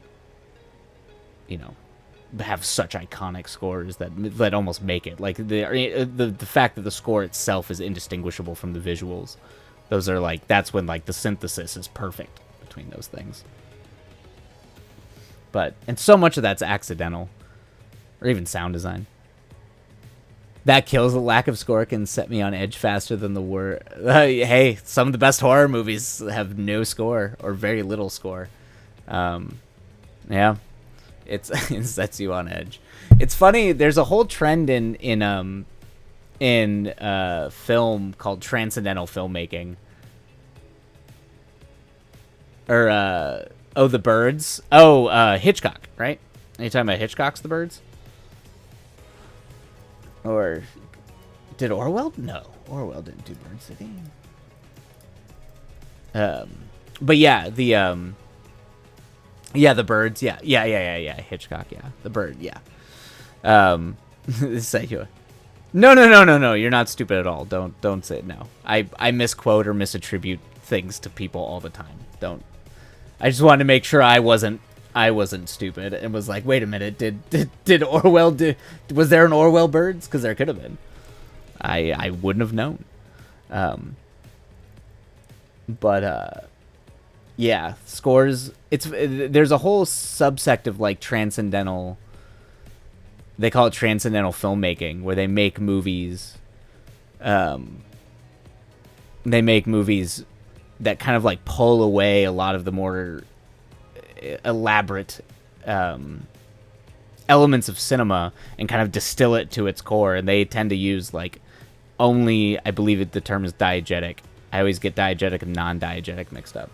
But yeah, they don't use any soundtrack, any external, and they try to do it to like elevate the visceral, almost like meditative experience of the film. But there's some good examples of that, like films like some recent examples of that, like First Reformed is a really great movie that does that. I don't know why I always mix up George Orwell and Alfred Hitchcock. I mean, they're not like, on the surface they don't seem similar, but they can be. I mean, I mix up I mix up people all the time. I mostly do it with actors that are not like each other at all for whatever reason. Like I always have issues with like Tom Selleck and who is it? I think it's like, yeah, it's Tom Selleck and Michael Douglas. I don't know why, but I will literally put them in opposite movies for some reason. Like I will be like a movie that Tom Selleck was in. I'll be like, yeah, Michael Douglas. Like I don't know why. It's the way my brain works. So it's probably similar to that in a way. Too intense. Always be music in every aspect of life. I mean, that's fair. I can understand. I have to write to music. That's actually one of the hard things I struggle here with, like using like free license-free music. Is usually when I'm writing like a long-form script, I have like very specific musical cues and very specific things in my playlists for very specific scenes. So it's I tend to write, like I have to write to music. So I do listen to a lot of music too. So I get that. That silence, man. That silence can be eerie. But sometimes you find interesting things in the silence. I learned that. Not just with like horror or unsettling, but you can find like really deeply profound moments. If you craft it correctly, you can find some really, really deep, profound moments in silence, or the use of silence in film. There's actually a really great example of that is I don't know if you've ever seen The Fountain, but The Fountain, Darren Aronofsky's The Fountain, but it actually pulls from Akira Kurosawa film called Ikiru, where they use sound in a really interesting way. Speaking of actors, I have a creative theory that Jared Leto is actually the reincarnation of Grigory Rasputin. Well, they were both, I do believe, I'm not sure if Jared Leto was a sex pest, but Rasputin certainly was. And I'm 100% in agreement with your theory there. Except for Jared Leto has convinced the world that he is apparently a brilliant actor instead of convincing the Tsar that he's a fucking magician. Or a spiritual wise man. Now the question is, I wouldn't put it past him. No, neither would I. Particularly after the whole condom fiasco from the Joker deal, I would not put it past him at all. Now we need to. You say potato, I say tomato. Yep. I'm trying to think. What was? Oh man, what was? Now it's like, could Jared Leto survive? Like, it was like 6 things, wasn't it? He was like poisoned, shot, and drowned, and he still survived for the most part, right? And then he like crawled out, and then someone finally killed him or something like that. Like I know, yeah, he was like poisoned, and then I think they shot him, and then I think they tied something to his legs, dumped him in the river, and probably more than likely it was actually the cold river that kept him alive from the gunshot, just because cold, it stops the blood flow. It can help you from like bleeding out, but. And then I think there was something else that he did too, but if I remember correctly, he like climbed out of the river. It's like near impossible to kill. I'm not saying anyone.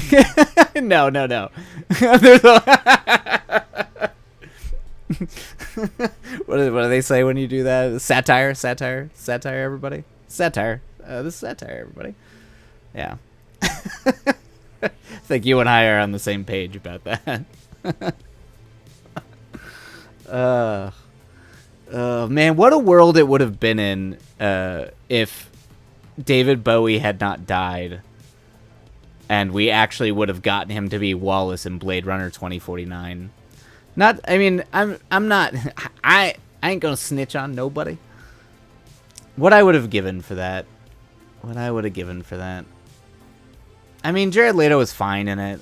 I just despise him as a person, but he did okay. I put that more to the director, but man, when I found out originally they wanted to cast David Bowie in that role, I was like, oh my god, that would have been amazing.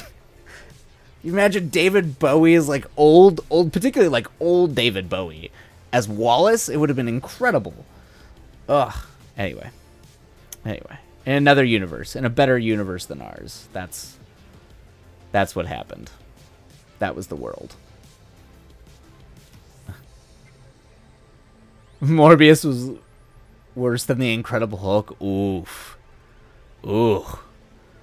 I'm not surprised. Everybody I know, everybody I knew who went to go see Morbius had wild things to say about that movie.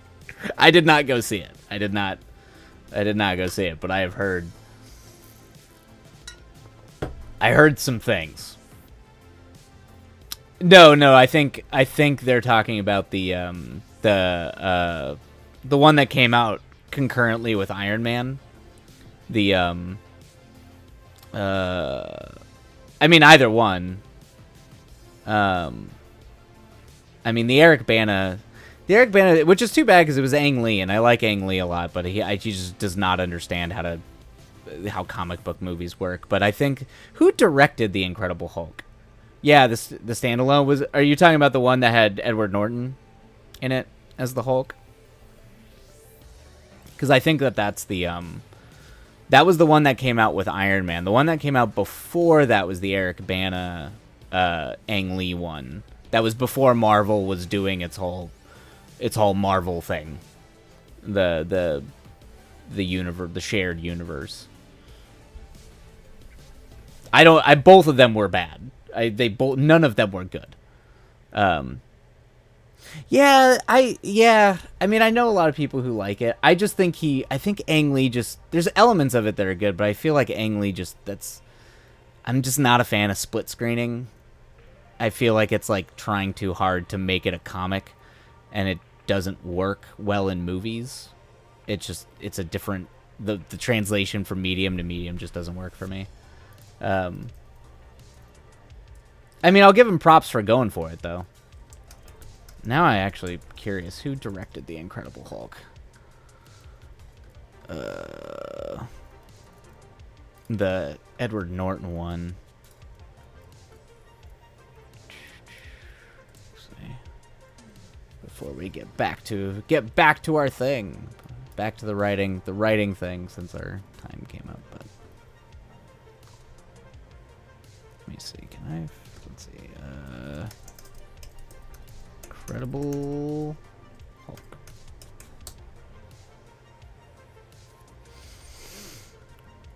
Who played that? Oh, that was Louis Leterrier. Okay. See, that's the drag. See, both of those movies were made by decent directors, and neither of them were very good. I do love the standalone. I don't even know. I try not to think about that movie. That is fair. Ugh. Yeah, that was. I mean, this might be my grumpy old man opinion. I'm not wild about a lot of the Marvel movies or a lot of the comic book movies in general, but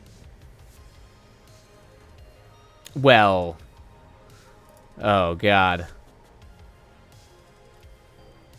Yes, the Last Airbender, the Shyamalan Last Airbender adaptation was terrible. I mean, that might be up there for like one of the worst movies of all time. It's real bad. Not even just as an adaptation. It's just a terrible film. I watched American Psycho recently. Did not realize what I was walking into. Was really not into that. But watching Christian Bale burn shit. And okay, that scene is American Psycho is a brilliant film, but it is a hard movie to get through, particularly if you have it's hard to watch violence against women. I have issues with that, but like if you can stick through it, it's a really, really compelling and interesting movie. Particularly when you realize at the end of that movie that it's like he's just, that's how sick he is. It's all in his head. It's just this disgusting, fetishized like capital. This is what corporate wealth is. Like, it doesn't even enact that. It's just in him as a soulless, broken person. And the person who wrote it, the director, she's a great director. I can't remember her name, but she's done a ton of fantastic stuff. And the writer, who actually wrote like Ultraviolet and like a bunch of like the Uwe Boll films, but she's a fantastic writer as well. So it's just like there's a lot of good people behind that movie, a lot of good people. But that scene, the scene where Christian Bale kills Jared Leto, is legendary. Just like him going off on Huey Lewis in the news and talking, just the entire breakdown of 80s pop music is incredible. It's really great. Oh yeah, okay, yeah. I feel bad for you that nobody was there or that nothing was there to warn you what you were getting into. Because yeah, if you are a sensitive person and sensitive to that kind of stuff, I mean, even for people who aren't sensitive to that kind of stuff, it's viscerally rough. There's a lot of really, really dark shit in that movie. Yeah, I feel bad for you. I'm surprised. Yeah, I can imagine. That's yeah. It doesn't even matter how good something is when something kind of hits you like that. How does he make such a great movie like Signs Then Go so far as to fuck up such a beloved IP like Avatar? Because he's just not a good filmmaker. He just never has been. He's just weird, and sometimes the weirdness hits. And like I even think he ruined Signs. Like Signs is mostly great. And even, like, thematically it works at the end. I just think the execution of the ending is terrible. But, like, it works for the most part. Like, his weirder stuff works. Like, Unbreakable was interesting, and I'm not a huge Sixth Sense fan, but I get it. But, yeah, I don't think he's good. I actually just don't think he's a good filmmaker. But I believe you that the good writing was in there. It is. It's a hard. Yeah. If you don't stress about like, I watched Christian Bale's Little Women after that and was able to forgive him. Christian Bale, little. Yeah. Yeah. Forgive poor Christian Bale for that movie. There's a lot of unique I don't know. If as a film, particularly as a director junkie, there's a lot of things in that movie that I'm deeply fascinated by, and I think that's why I love it so much. And it's just iconic. It really opens up the dark side of not just power, but the '80s, specifically '80s culture. It's sort of yuppie, Wall Street bro stuff, and just turn that into a very visceral expression of that kind of like sadist mentality. The idea, like the idea that you could be a murderer like that, but like talking about like women's rights and you know, and what's good for the planet and what's good for like all these other poor countries that America's exploiting. Like that all those conversations they're having while they're like doing blow in the bathroom and stuff. It's just it hits the satire hard, and I enjoy it. But if it's too intense for you, it's not even worth exploring it in that way. Like there's other movies that aren't that violent that explore similar things that you can get the same thing out of.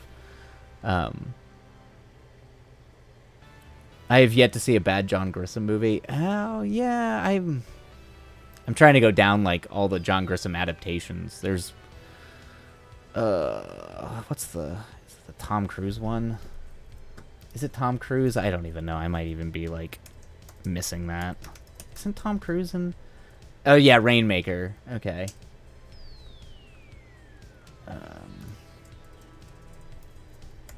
I haven't watched a John Grisham movie in a long time. It's been a while. I guess, yeah, they're all pretty good.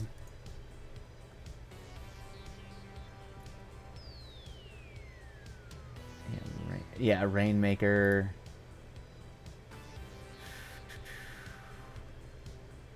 There's one that's it. The Firm. That's the one I was thinking of. The Firm. That's the Tom Cruise one.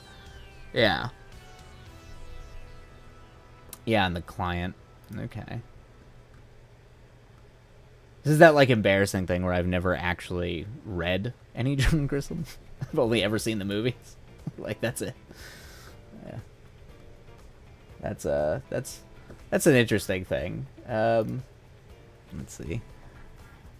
I got some good laughs out of it. Don't get me wrong. I watched it with an also oblivious friend, and we laughed real hard when it was implied dyslexia was the or was applied to an STD, and I got to squint at her suggestively. Someone, that's funny.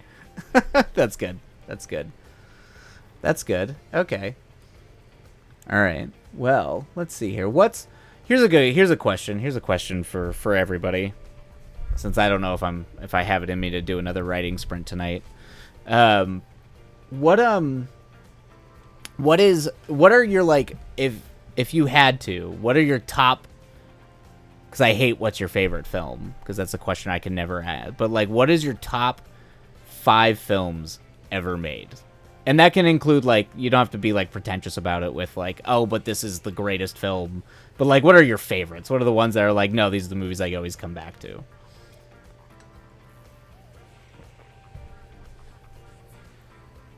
Crap. I just call you out? I'm sorry. I'm sorry. I'm terribly sorry. Of course, these things are always optional. You're not required to answer these by any stretch of the imagination. I'm always just curious what movies people love. Gives me a good idea of their tastes or what they're into. Because I can talk about movies forever, for the most part.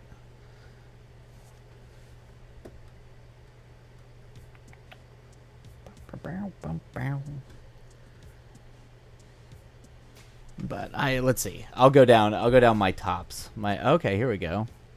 Fried green tomatoes. Okay, yeah, that's a good one. Goodwill Hunting. Okay. The Help.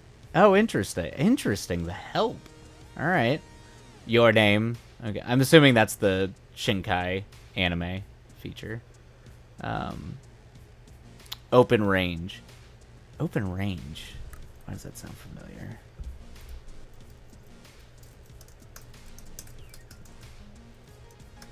Have I not seen that? Oh, gotcha. Okay, yeah. Oh man, with Duvall. Okay. The Judge might. Oh, okay, gotcha. The Judge might be swapped with Open. The Help is an interesting. That's an interesting movie. I will give you props for The Help. I don't think I think you're the first person I've ever talked to that had The Help in their top. It's a good choice. It's a good choice. But open range is good. It's pretty good. I'm a little bit more of an Eastwood. I would probably put things like Unforgiven or like a Peck and Paw up there for me. Yeah. Let's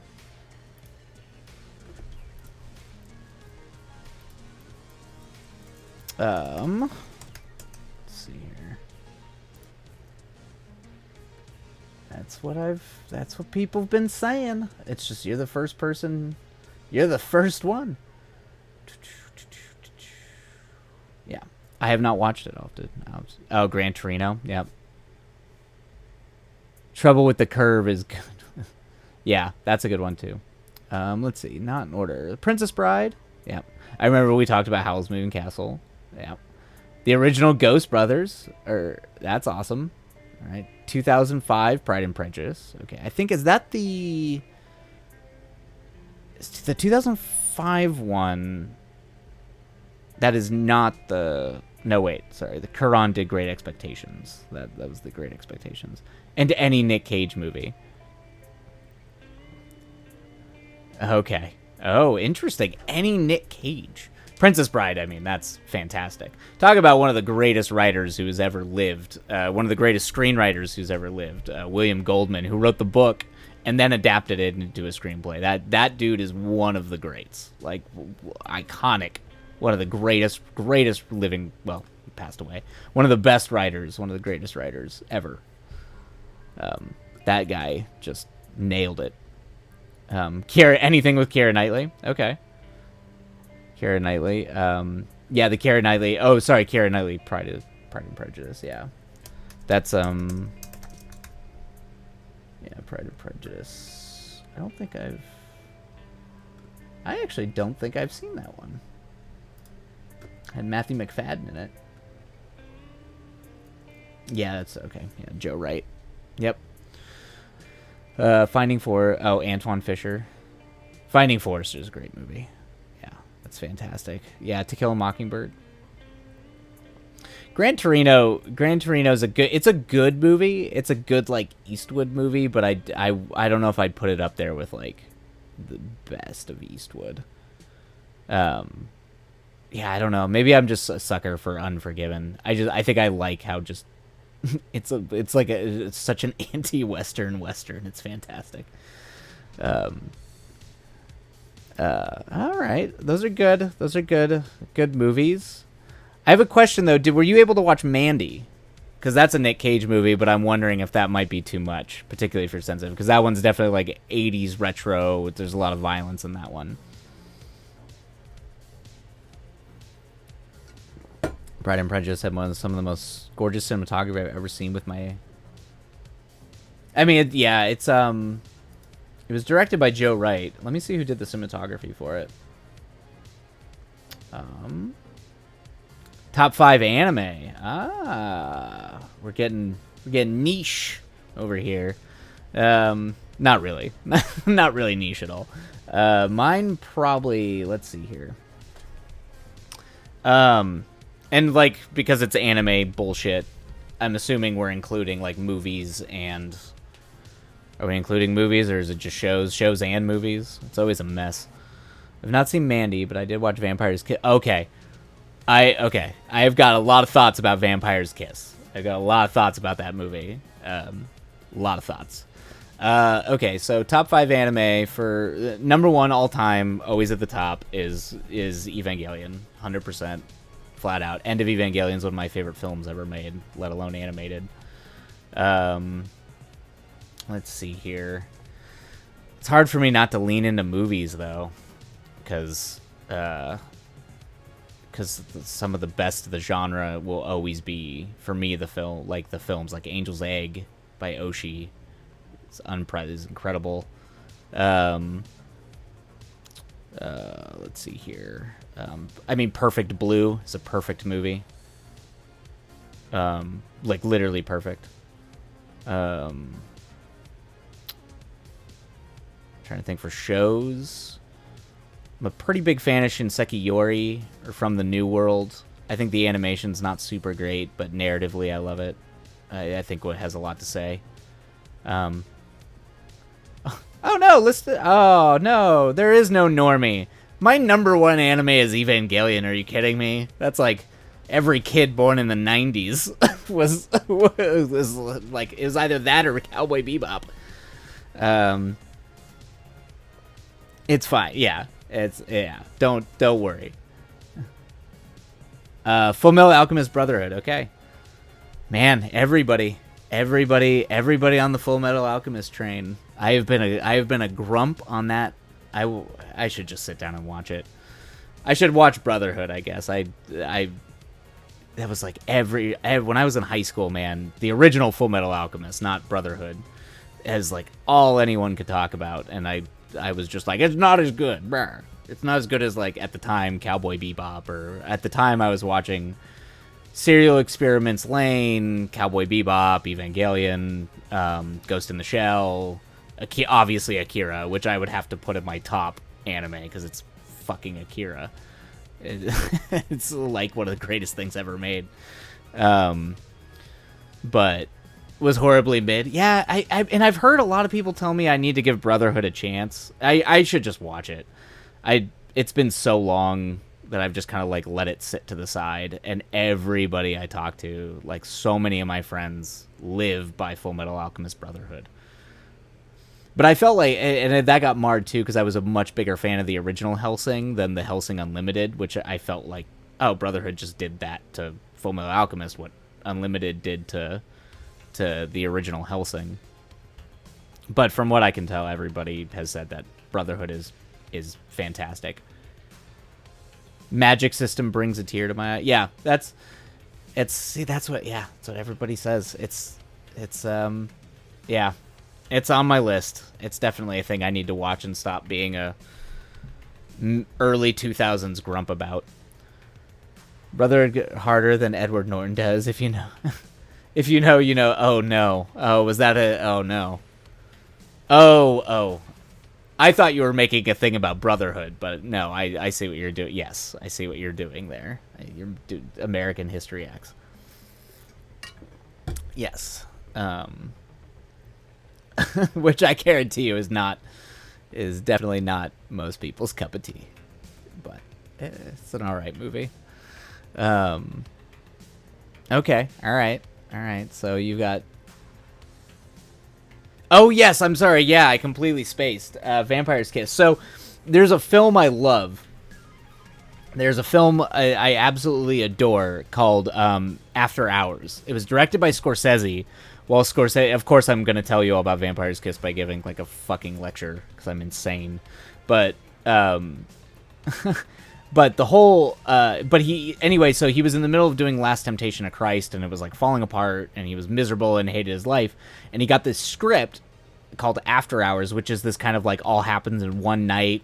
Oh, yes, have a good night, my Archie. Thanks for joining. And, and I just... Yeah, thank you for following, and hope to see you again. It was a pleasure talking with you.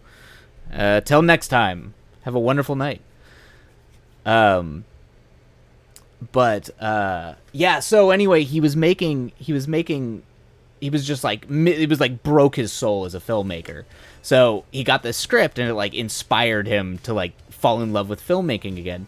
Well, it turns out that guy wrote and directed Vampire Kiss, the guy who wrote the script After Hours. And he was known, and it was, you know, it's kind of this like, if you should definitely look it up. You might actually, it might be a movie that you get a kick out of, because it's very like absurd. It's a very kind of like, these absurd things keep happening to this guy on his one night. He essentially tries to go meet a girl, and just this series of affairs keep happening that, like, eventually he has like a mob chasing him through the streets. Like, it just gets bigger and more insane and absurd as the night goes on.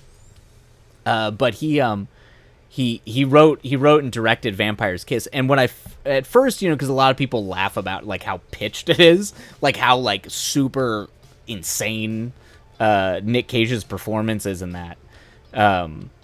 It actually is in my opinion, I think it's actually a really good movie. Like, it's actually a really interesting, kind of deeply insightful movie about what it's like to like go insane and have mental illness essentially put you on the street. There's that great shot at the end, and I questioned if I was still awake. Yeah, it is like a fever dream. You're like, he's this deeply abusive, shitty boss. He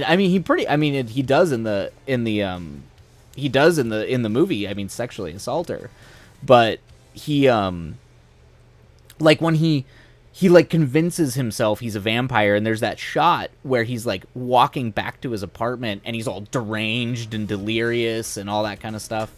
And as he's walking back, there's just homeless people around him, and those were real homeless people. He just like blended in with them, and they shot it on the streets of New York. Yeah, he talks to the wall.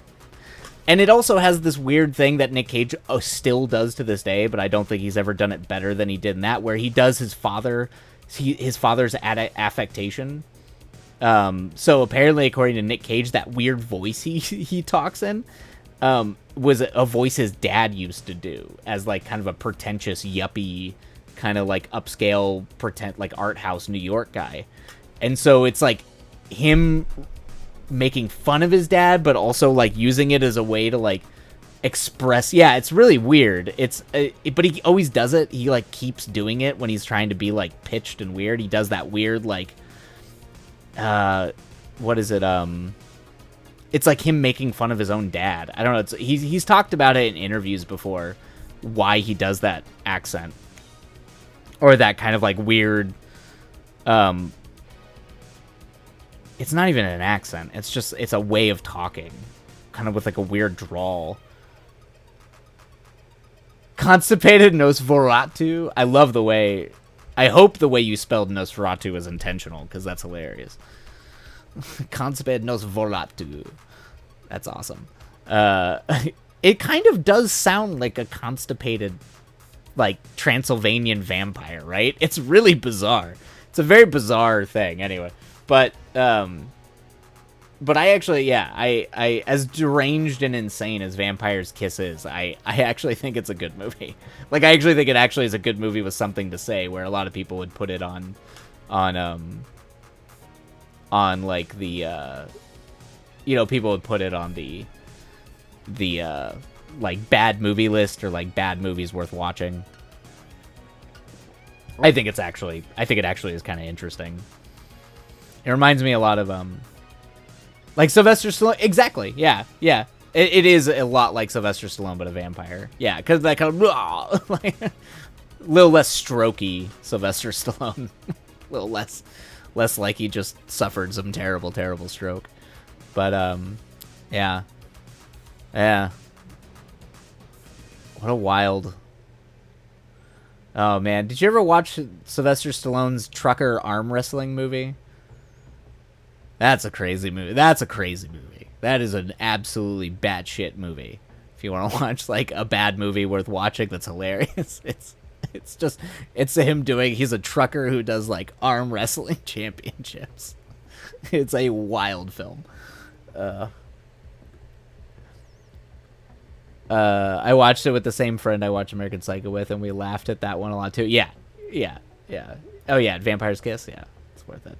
Let me find out what's the name of it. It's an old Cannon film. I don't know if you're not familiar with Cannon. They were a studio that was like notorious for making just insane content, like movies back in the 80s and the early 90s. They were famous for it.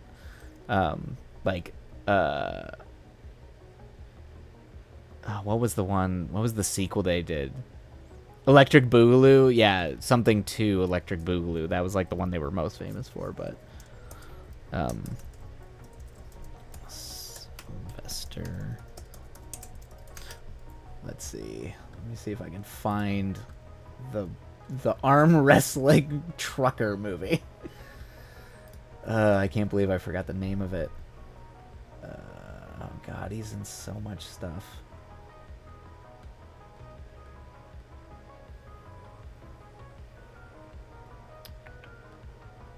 Rocky 2.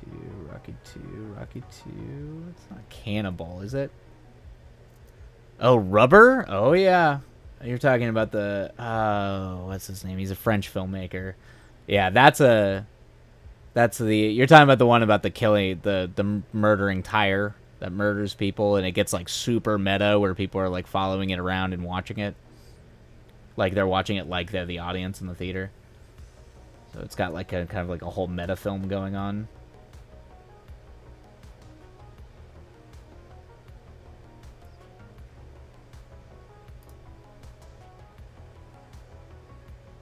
Is it Over the Top? Okay, yes. Yes, it's called Over the Top. And you should absolutely go watch that movie. I watched that movie when I was 7 years old, and it left an impression. Holy shit, yes it would. That movie would leave an impression on a 7-year-old child. That's an insane movie to watch as a 7-year-old. I mean, my brother took me... I definitely got taken to go see a lot of movies I should not have seen when I was a kid. But what kind of impression? But I've never forgotten that. I can't imagine you ever would have. I wouldn't. I was not 7... But if you've ever, I think I was, I was 10 or 11. Yeah, I was 11 when my brother, and I begged my brother to take me to this movie because I was 11 years old and I thought vampires were the shit. So my brother took me to go see Blade, the original Blade.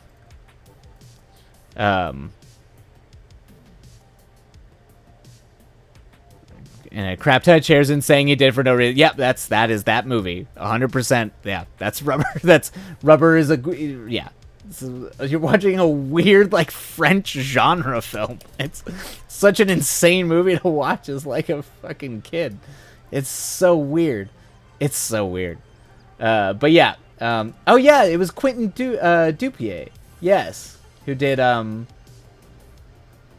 God. There was, like, a period where he was the hot shit. Let's see here. Yeah, what did he do? Yeah, Reality, Keeping an Eye Out. Yep. Mandibles, Deerskin. Yeah. He's a weirdo. That dude, the guy who made Rubber's a weirdo. Let's see. Oh, it was on Netflix in the early... Yeah, Netflix... Yeah, I'm trying to think what was... Because I was in college when I got told... I was a freshman in college when someone told me about Netflix. Because I was in the dorms and I didn't have a video store near me, so I learned how to get their DVDs. But I remember when they first started doing their streaming, I watched Heroes, the TV show Heroes, because that was like one of the first things they had on there, like, you can stream this. And I was like, oh, that's cool, I guess. So I used to watch it on my laptop in between classes. But no, yeah, my brother took me to go see Blade. I do not look old enough for that to be possible. I am not ashamed to admit that I am 35. I am an old man. I am an old man. You can't tell from the gray. I've got the wisp of gray here. But yeah, what was it? Yeah, Blade. Blade was the It's hipster gray. Hey, this is natural, goddammit. This fucking gray was natural. It was pure and natural trauma and age and stress that made this gray. There was no artificial stuff going on here, all right? 100% I earned this gray.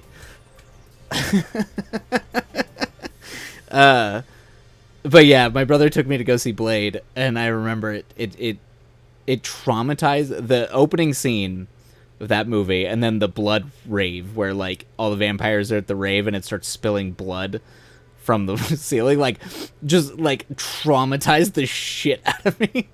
I think I didn't go. I think I thought all R-rated movies were gonna be like that, and I was like 11. I was 11 years old, and I just thought that every R-rated movie was gonna be covered in blood, like that. And it was also didn't help that my brother got mad at me and like held my eyes open Clockwork Orange style, particularly at the end of the movie when people's heads are exploding. Because he was just pissed off that I forced him to take to a movie that I was like closing my eyes half like through it. But anyway, I did not go see R-rated movies for a while because I was like, no, I'll get sick to my stomach watching the blood, which is funny. I was a Halloween baby and I was like a horror junkie, but yeah, like there was a period where I just could not, like it like freaked me out. It wasn't until I think I finally broke that fear with Sleepy Hollow. I think the mixture of like comedy and somewhat mellow horror imagery like managed to kind of get me over that hump, and I was also a little bit older. And also Sleepy Hollow is a great movie. Yeah, Sleepy Hollow is fantastic. That's like one of my favorite films. I actually, on top of my desk, I have the the McFarlane toy Headless Horseman. That's I'm the biggest nerd. Yep. See, Headless Horseman, man. Yep. I was a big nerd for that back in the day. Also, just an insane role for Christopher Walken as the Hesiod, just like yeah, he plays it way too. He's not very good at playing the he's not as great playing the sort of like almost like fools, like it's almost Buster Keaton-y. It's like Buster Keaton meets Chaplin. It's very like silent movie era comedy.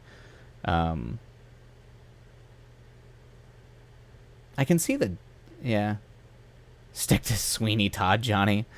Yeah, I mean, yeah, he's always sweet, but he doesn't do like the kind of dandy man who faints all the time. Yeah, some of the casting is really off. I like Sweeney Todd, except for the fact that it's a musical, and I have trouble with musicals. But I do like, stylistically, I like Sweeney Todd a lot. I mean, I grew up on Tim Burton, so. I'm not a huge Tim Burton fan now, but when I was a kid, I was really into like Beetlejuice. I also was like in love with Winona Ryder. Like my first love as a child was Winona Ryder. 100% as a kid. I was in love with her. You don't know who yeah, wasn't everyone? Yeah, we all were. Oh my god, the Francis Ford Coppola Dracula, like where she's yeah, the Francis Ford Coppola Dracula, man. I used to watch that movie all the time on VHS tape, just like dreamily, like Winona Ryder and Keanu Reeves. Just I love Keanu, I love him to death, but and he's actually not as bad as people make him out to be in that movie, but. But it's pretty bad. It does not. You do not cast him to be a pompous British person with that Hawaii voice. My sir, it's so bad. Anyway, yeah, she was amazing. Yeah, Winona's always been amazing though. She's always been fantastic. But yeah, I was like super into. You've never seen? Oh, really? You've never seen the original, the Francis Ford Coppola's Dracula? That is so. That movie. You want to talk about like props, costumes, set design? Okay. So here's a wild story about that movie. So Francis Ford Coppola is an insane man, and he decided to do that film using only the technology that they had in the 1920s and the 1930s, when theoretically that would have like. Around the time, a little bit after when because Dracula was like the turn of the 20th or the turn of the 19th century, so it was a little bit later than that. But he did it only using the technology, so like old school silent movie era film tricks, but with like the modern tech, like the modern knowledge we have about film, and there's modern tech involved, but it's like it's just how good we are at doing old practical effects, and so everything was done in camera. Yes, it is more method. Like, you don't need to do this. It was the 90s. We had the technology to do anything else, but he did everything in camera. So there's a famous shot where they're like walking into Dracula's castle, and you see a rat climbing, like running across a beam, but the rat's upside down on the top of the frame. Well, they did that in camera, where they essentially they mapped out how it was going to look. They matted that section of the frame, the actual like lens of the camera off, and essentially flipped the camera upside down and shot a rat going across a wooden beam, then flipped it back, matted the top part so they didn't double expose the film, and then filmed the top down angle of the castle, and then essentially matted. So it's not even a matte, like a traditional film matte. It's like they just shot it in camera to match up like that. And everything's done that way. Like, everything is done using insane tricks. Like, but it's stupid and insane, but it also looks gorgeous. Like, it just looks incredible. It creates a style. God, like, all the scenes with the train are all done by miniatures where they're, like, rear projecting, like Gary Oldman, who plays Dracula, like, they're playing, like rear projecting his eyes over a painted sunset with Keanu in essentially a carriage with a miniature train. It's insane. It's insane. But you should absolutely watch it because it's visually one of the most outstanding films ever made. Just hands down, the costumes. He got a famous, I can't remember her name, but she was like one of the world's biggest costume designers. She was from Japan. She's a Japanese designer, and there's this beautiful white gown that I can't remember. I think her name's Susie. I can't remember. It's the girl in the Dracula story who dies first, who the one who gets turned, that Dracula first turns into a vampire when he's trying to get close to Mina. But like it's just beautifully done. It's just you know what's funny though, because they did all these crazy practical effects, it was like cheaper than Jurassic Park, which came out at the same time. You know, it's like it actually was cheaper, which is wild. So anyway, crazy things. All right, well, I think this has been a blast, Ghostly. I love talking with you, but I am gonna wrap it up for tonight. I will probably be back this weekend And yeah, sometime this weekend. I have a bunch of meetings. I have some meetings about some script stuff the next 2 days, so I probably won't be streaming. But I will be back probably on Sunday to do some stream this weekend next. But it has been a blast. I love talking with you. You are a charm. And also writing the coolest fucking novel ever, so hats off to you there. But, yeah, of course. Yep, you have a great next few days. I'll be back on Sunday, and I'll be streaming. Nope, will not. I sincerely hope I get to read it someday, because it sounds cool as hell. So, you have a wonderful, wonderful evening, wonderful weekend. If I don't see you, if I don't hear from you on Sunday, and I'll be around next week before I travel for the work. I leave on Thursday for a few days. But yeah, have a wonderful night, and I will catch you all later. You are all beautiful people. Keep writing, and keep being cool as hell. Yeah, it'll probably be evening on Sunday. I might start a little bit earlier than I did tonight, for sure. I had to deal with crap earlier today, but it'll be Sunday, probably around like 5 p.m. Pacific time for me. Yep. All right, have a great night. Take care.